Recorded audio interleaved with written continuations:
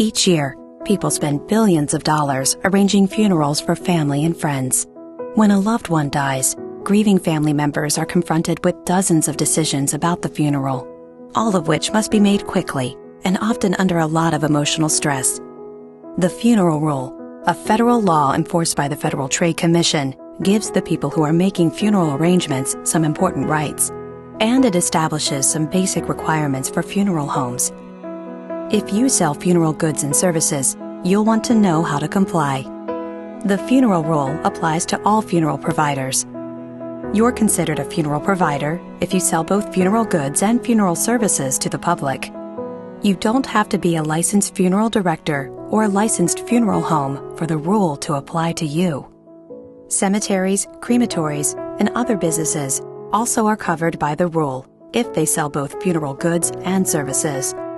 If you're a third-party seller, like a casket or monument dealer, or a cemetery that doesn't have a funeral home on site, the Funeral Rule doesn't apply to you. If your business is covered by the Funeral Rule, each violation could cost you up to $16,000. Here's a quick look at the major provisions of the Funeral Rule. You must give potential clients a written price list at the start of any in-person discussion about funeral arrangements.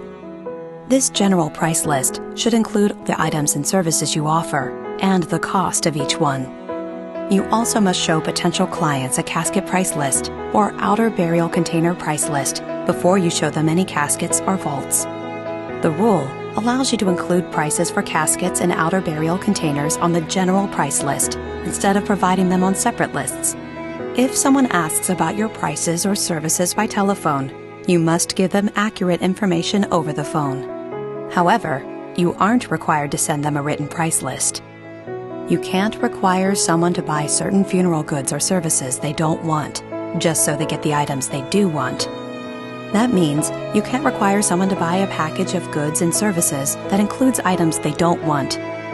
You can't say the law requires someone to buy a particular item or service, if that is not true. If such a legal requirement does exist, you must disclose and describe that requirement in writing on the itemized statement of goods and services you provide. You can't refuse to handle a casket or urn the customer bought somewhere else. And you can't charge a fee to handle it either. And finally, you can't charge for embalming without the client's authorization unless the practice is required by state law.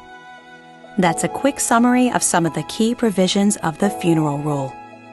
For more details on how to comply, visit business.ftc.gov/funerals.